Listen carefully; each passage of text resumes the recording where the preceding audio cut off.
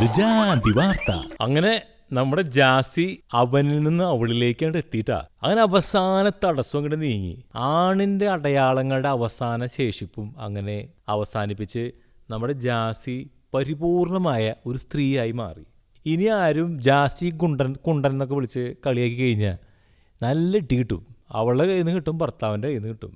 ഈ സർജറി എന്ന് പറയുമ്പോൾ നമ്മൾ ഇരിക്കുന്ന പോലെ എളുപ്പമുള്ളൊരു സർജറി എന്നല്ല.